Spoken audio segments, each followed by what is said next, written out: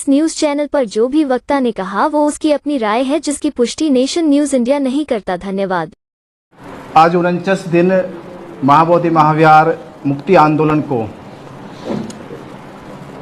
BT act 1949 को रद्द कराने के लिए बोध गया में 49 दिन से धरना प्रदर्शन चल रहा है। धरना प्रदर्शन जिस तरह से अपनी गति से निरंतर मजबूत गतिमान होता जा रहा है, देश और दुनिया में पूरा माहौल जो बौद्ध समाज सोया हुआ था, जो बहुजन समाज सोया हुआ था, वो जग गया है। उससे भी याद आने लगी है सम्राट अशोक की, उससे भी याद आने लगी है कि भारत में बौद्धों की विरासत का अस्तित्व किस तरह से खतरे में है।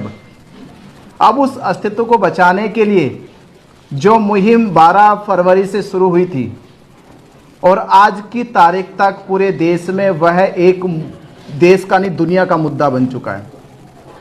आंदोलन के 4 स्टेप को हमने देखा कि पहला ज्ञापन हमने दिया, मुख्यमंत्री के नाम भेजा, राष्ट्रपति के नाम भेजा, प्रधानमंत्री के नाम भेजा।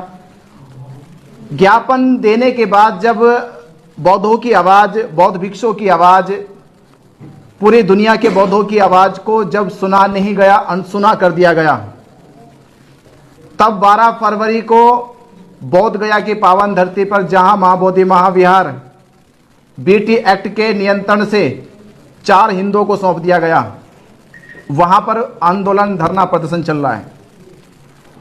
धरना प्रदर्शन को लगातार 49 दिन हो गए। 49 दिन के बाद भी प्रशासन अब तक उसने ये कोशिश नहीं करी है कि क्या मांग है, मांग पर समीक्षा की जाती, विचार किया जाता।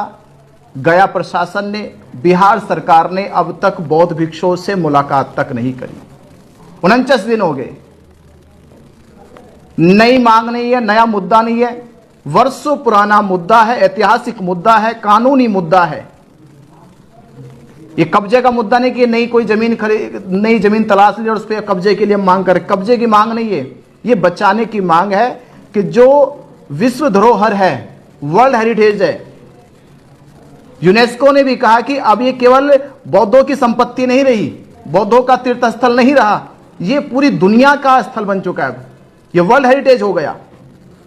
वर्ल्ड हेरिटेज होने के बाद केवल राज्य सरकार की जिम्मेदारी नहीं है, साथ साथ में केंद्र सरकार की भी पूरी जिम्मेदारी है कि केंद्र सरकार महाबोधि महाविहार के नियंत्रण को, उसकी सुरक्षा को, रक्षा को और उसकी गरिमा को देखे। पर सेंट्रल गवर्नमेंट ने, राज्य सरकार ने बिल्कुल भी उधर ध्यान नहीं दिया। उसके कारण वहां पंडित पुरोहितों ने आडंबर, पाखंड, अंधविश्वास करना शुरू कर दिया। क्या ये दिखाएगी हम दुनिया को कि ये है हमारे पास वर्ल्ड हेरिटेज, जहां पर एक पंडा पुरोहित बैठकर मरे हुए लोगों का श्राद्ध कर रहा है, पत्थर का शिवलिंग बनाकर जल चढ़ा रहे। ये दिखाएगी हम कि बुद्ध के दर्शन जो विश्व वैज्ञानिक कहलाए, शांति का प्रतीक बने, करुणा का एक संदेश लेकर गए, क्या वो दिखाएगा कि महाबोधि में महाविहार में आज क्या हो रहा है। तो जब 49 दिनों के बाद भी सरकार के कानों तक हमारी बात नहीं पहुंची, तो आंदोलन के 2 और आगे के चरण है। जो तीसरा चरण होता है रथ यात्राएं निकालना, कि जहां हम धरना प्रदर्शन एक जगह पे रह के कर रहे थे और लोग हमें दूर दूर से सपोर्ट कर रहे थे, अब हम लोगों के पास जाएंगे, उनका हाथ पकड़कर उनके गांव से, उनके शहर से, उनके राज्य से लेकर बोध गया 12 मई तक पहुंचेंगे हम लोग। तो हमने 14 अप्रैल बाबा साहब डॉक्टर अंबेडकर जी के जन्म दिवस से दलित प्रेरणा स्थल नोएडा से रथ यात्रा, पद यात्रा शुरू करने जा रहे हैं। रथ यात्रा, पद यात्रा का ये जो माहौल पूरे देश में बनेगा और पूरे देश के बौद्धों से, बहुजन समाज से ये अपील हम लोग करेंगे कि एक मुट्ठी अन्न लेकर मुक्ति का जन समर्थन अपना पेश करे। क्योंकि जब तक इस आंदोलन में बौद्धों की, बहुजन समाज के लोगों की भावनात्मक संबंध नहीं बनने के, नहीं जुड़ने के, तब तक हम बैठे बैठे केवल उधर देखते रहेंगे कि समाज कब आएगा। तो रथ यात्रा का अभियान शुरू करने की तैयारी हो चुकी है और ये रथ यात्रा का अभियान एक बड़े काफिले के साथ हम तैयारी कर रहे हैं कि 500 बौद्ध भिक्षु इस रथ यात्रा में चले गए। धीरे धीरे बोध गया तक पहुंचते पहुंचते 12 मई तक, बुद्ध पूर्णिमा तक हजारों बौद्ध भिक्षु एक बड़े काफिले के साथ 12 मई बुद्ध पूर्णिमा तक बोध गया पहुंचेंगे। और हमारी एक यात्रा नहीं है, जिस तरह से अभी हमने पिछली कॉन्फ्रेंस में कहा कि हम 14 अप्रैल से यात्रा शुरू करेंगे, तो अभी मुझे जानकारी हो रही कि महाराष्ट्र से भी यात्रा शुरू की जाएगी बंते जी के द्वारा, छत्तीसगढ़ से भी शुरू की जाएगी, फिर उधर गुजरात से भी शुरू की जाएगी। तो हमने देखा कि यात्रा तो ऐसा होगा कि बोध गया 12 मई तक देश के हर एक स्टेट से रथ यात्राएं, पद यात्राएं आनी शुरू हो जाएगी। और देखते देखते जो हमने को 12 लाख लोग पहुंच जाए, तो 12 मई का 12 लाख लोगों का, जो बौद्ध उपासकों का, बहुजन समाज के लोगों का एक टारगेट हो जाए कि 12 मई को 12 लाख लोग बौद्ध पूर्णिमा पे बोध गया पहुंच जाए। तो ये तीसरा हमारा जो चरण होगा कि पूरे देश में रथ यात्राएं निकाली जाए। तो रथ यात्राओं का अभियान 14 अप्रैल से बुद्ध पूर्णिमा 12 मई तक निरंतर पूरे देश में चलना चाहिए। और पूरे देश से अपील करनी चाहिए कि हम अपने बातों को जन जन तक पहुंचाने के लिए बीटी एक्ट क्या है, विरासत का मुद्दा क्या है, क्यों महाबोधि महाविहार बचाना चाहिए, किस तरह से भारत में बौद्धों के विहारों पे, बौद्धों के धार्मिक स्थलों पर किस तरह से वर्षों से, सदियों से कब्जा किया गया है, अब उन्हें मुक्त कराने की बारी आ चुकी है। और ये जब तक मुक्त नहीं होगा तब तक हम लोग पीछे नहीं हटेंगे। निरंतर इसी को अपने जीवन का संघर्ष मानकर, इसे जीवन का उद्देश्य मानकर हम इस पे आगे बढ़ते रहेंगे। महाबोधि महाविहार हम कह रहे थे कि खाली कर दो, ब्राह्मण छोड़ के चला जाओ, हिंदू एक्ट 1949 रद्द कर दो, तो ये बात रुक भी सकती थी यहीं तक। अगर ये बात आप लोगों ने नहीं मानी, अगर इस बात पर अब जब तनातनी होती जा रही है, तो महाबोधि महाविहार ने देश में जितने भी बुद्ध विहारों पर कब्जा किया गया है, धीरे धीरे एक महाबोधि महाविहार को खाली कराया जाएगा। तो ये हमारी कॉन्फ्रेंस इसी माध्यम और इस विषय को लेकर की गई कि आप सभी के माध्यम से इस देश के भीतर जिस तरह से बौद्धों की आस्था के साथ खिलवाड़ हो रहा है, 76 साल लगातार हो गए हैं। इन 76 सालों में सरकार ने और देश के वो मजबूत और बड़े हिंदू संगठन जो कहते हैं कि हम देश में समरसता बनाना चाहते, समानता बनाना चाहते, आज वो समरसता और समानता बनाने वाले हिंदू संगठन कहाँ हैं? कहाँ है मोहन भागवत जो बार बार कहते हैं कि बौद्धों के लिए तो हमारा दरवाजे खुले हुए हैं, बौद्धों के लिए तो हम साथ साथ खड़े हैं। तो मोहन भागवत जी, आज आपका बयान क्यों नहीं आ रहा? 49 दिन से बौद्ध भिक्षु धरना पे बैठे हैं, 49 दिन से प्रतीक्षा कर रहे कि सरकार कुछ करे। देश के वो जो बड़े संगठन है, आरएसएस है, जो बार बार बुद्ध का नाम लेकर दुनिया में अपने आप को जो सम्मान पाने का जो काम करते हैं, तो कुछ सम्मान यहाँ बौद्ध भिक्षुओं को भी मिलना चाहिए, बौद्ध उपासकों को भी मिलना चाहिए, बौद्ध अनुयायियों को भी मिलना चाहिए। और आप लोगों को सबसे पहले पहल करनी चाहिए, क्योंकि आप लोग ही कहते आ रहे हैं कि भारत में जब तक बुद्ध रहेंगे तब तक भारत रहेगा। तो बुद्ध की धरोहर को तो छीना जा रहा है, बुद्ध के महाबोधि महाविहार पे तो कब्जा कर लिया गया है। तो आप तो भारत रहेगा नहीं रहेगा, यहाँ बुद्ध विहार पहले आपने उसका पूरा का पूरी गरिमा, उसकी सभ्यता संस्कृति को छीन लिया है।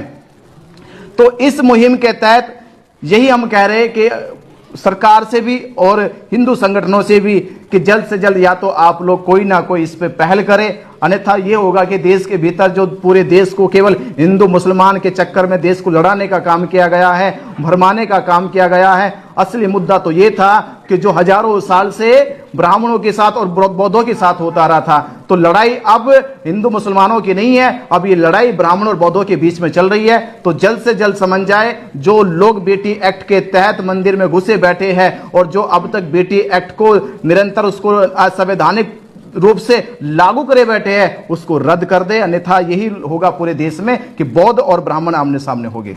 देखिए, पहली बात तो मैं एक बात बता दूं, हमारे बीसी के पार्टी के चीफ हैं थोल तिरुमावलवन और उनके एक और सांसद हैं रवि कुमार। वो दोनों लोग एक ज्ञापन उन्होंने देश के कानून मंत्री अर्जुन राम मेघवाल जी को दिया था, उनसे पर्सनली मिले थे और उन्होंने कहा था 1 सप्ताह के अंदर हम इसका समाधान करेंगे, चूंकि ये जायज मांग है। और उधर रामदास अठावले जी वहां पहुंचे, महाबोधि महाविहार धरना स्थल पर पहुंचे और उन्होंने भी आश्वासन दिया कि मैं नीतीश कुमार जी से मिलूंगा, राज्यपाल जी से मिलूंगा, इसका समाधान कराएंगे। लेकिन मुझे अभी तक कोई आउटकम उसका नजर नहीं आता, और इसलिए नजर नहीं आता क्योंकि जिनसे मांग कर रहे हैं उनके मन में ईमानदारी नहीं है, पवित्रता नहीं है। तो मैं उनको एक बात के लिए आगाह कर दूं कि ये महाबोधि महाविहार पूरे दुनिया के बौद्धों की आस्था का केंद्र है। इस महाबोधि महाविहार पर तथागत बुद्ध को बोधि प्राप्त हुई थी और वहां जिस तरह आप ऐसे काम कर रहे हैं, ऐसे आयोजन कर रहे हैं जो बहुत बुद्धिज्म के खिलाफ है, जो अंधविश्वास पाखंडवाद को बढ़ावा देते हैं। कि अगर कोई आपके जो मंदिर है, कृष्ण के मंदिर है, राम के मंदिर है, अगर कोई उस मंदिर में जाके कोई नमाज पढ़ना शुरू कर दे, या कोई चर्च का पादरी कोई आके वहां अपनी प्रेयर शुरू कर दे, तो क्या आप उसको स्वीकार करेंगे? बौद्धों की आस्था के केंद्र में ऐसा कोई भी कार्य चाहे वो पिंडदान हो या कोई भी, क्यों कर रहे हो भैया आप? आपके पास क्या मंदिरों की कमी? आपके पास तो लाखों मंदिर है। तो आज ये आंदोलन हम जन जन तक, पूरे देश के कोने कोने तक, पूरे दुनिया के कोने कोने तक लेके जा रहे हैं। और सफलता इस बात की देखिए, अभी परसों बहुत बड़ा प्रदर्शन लंदन के अंदर हुआ है, जहां सैकड़ों और हजारों की मात्रा में लोगों ने प्रदर्शन किया। लास्ट वीक वाशिंगटन डीसी में हुआ, न्यूयॉर्क में हुआ, ऑस्ट्रेलिया के अंदर हुआ, फ्रांस में, जर्मनी में, तमाम देशों में जहां जहां तथागत बुद्ध को मानने वाले लोग हैं, माओवादी महावीर की मुक्ति के लिए आवाज बुलंद कर रहे हैं। और अभी तो हम केवल माओवादी महावीर की मुक्ति की बात कर रहे हैं, क्योंकि हम इस मसले को बढ़ाना नहीं चाहते। आप तो मंदिरों में मस्जिद तलाशते फिर रहे हो, लेकिन ध्यान रखना, अगर सारे धार्मिक स्थलों पे खुदाई हो जाए तो 500 साल से पहले के जितने भी मंदिर या जितनी भी विरासत मिलेगी वो बुद्ध की मिलेगी। खुद स्वामी विवेकानंद जी ने अपनी राइटिंग्स के अंदर वॉल्यूम 7 में बताया है कि अनेकों बौद्ध मंदिरों पर कब्जा करके हिंदू मंदिर बनाए गए। पुरी का, जगन्नाथपुरी का जो मंदिर है वो बुद्ध का मंदिर है। और हमारे खुद के जो लोगों ने जो रिसर्च किया है, उस रिसर्च में पाया है, आपको पता होगा, जब आदरणीय नरेंद्र मोदी जी मुख्यमंत्री थे गुजरात के, तो सोमनाथ टेम्पल के नीचे खुदाई शुरू की गई थी आर्कियोलॉजिकल सर्वे ऑफ इंडिया के द्वारा।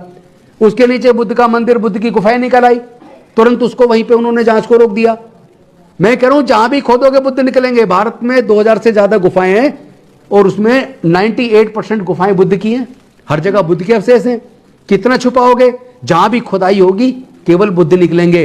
अगर आप महाबोधि टेम्पल को तुरंत बौद्धों को सौंप देते हैं, उसका मैनेजमेंट कमेटी बीटी एक्ट 1949 को तुरंत रिपील करके, तो ये शायद पूरे देश के लिए अच्छा होगा और ये इन लोग के लिए अच्छा होगा। वरना अभी हम महाबोधि महावीर की मुक्ति की बात कर रहे हैं, उसके बाद जितने बौद्ध मंदिरों पर कब्जा किया गया है, फिर हम उसके लिए भी आंदोलन छेड़ेंगे। और हम और भंते जी और तमाम बौद्ध भिक्षु और तमाम अम्बेडकरी या बुद्धिस्ट उपासक, जो पूरे देश के अंदर उपासक उपासिकाएं जो मूवमेंट चला रही हैं, अब हम इस आंदोलन को एक एक घर, एक एक गांव तक लेके जाएंगे। अभी तो 14 अप्रैल को दलित प्रेरणा स्थल नोएडा से इस धम्म यात्रा की, इस न्याय यात्रा की, शांति यात्रा की शुरुआत हो रही है, जिसमें पद यात्राएं भी होंगी।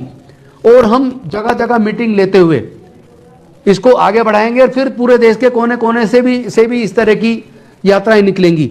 और हम इस आंदोलन को इस बार, जैसे 92 के अंदर भंते नागार्जुन सुरेश ससई जी के नेतृत्व में जो आंदोलन चला था, और उस आंदोलन को आपने डिफ्यूज किया, उनको अल्पसंख्यक आयोग का मेंबर बना दिया, बाकी 4 भिक्षुओं को उसका मेंबर बना दिया मैनेजमेंट कमेटी का, और आपने उनको प्रॉमिस किया कि हम इसका पूर्ण समाधान करेंगे, लेकिन आपने समाधान नहीं किया।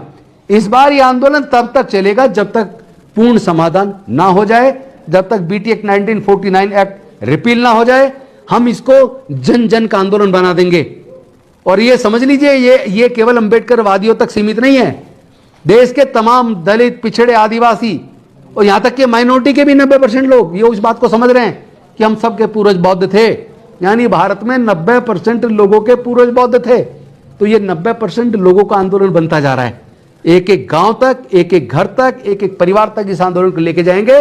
राजनीति अपनी जगह, हम राजनीति से ऊपर उठ के, क्योंकि ये हमारी सांस्कृतिक विरासत का मसला है, ये हमारे मान सम्मान और स्वाभिमान का मसला है, तो हम अपनी सांस्कृतिक विरासत को पूर्ण मुक्ति तक अब रुकने वाले नहीं हैं। और एक तरफ सर्वोच्च न्यायालय के न्यायाधीश जजमेंट दे रहे हैं आस्था के आधार पे, तो हमारी आस्था की कोई कदर नहीं है क्या? तुम्हारी आस्था आस्था, हमारी आस्था आस्था नहीं है। तो ये आंदोलन बहुत ज्यादा बड़ा होने वाला है। मैं तो निवेदन करूंगा आदरणीय नीतीश कुमार जी से भी और देश के प्रधानमंत्री नरेंद्र मोदी जी से भी, वो दिल बड़ा करके इस समस्या का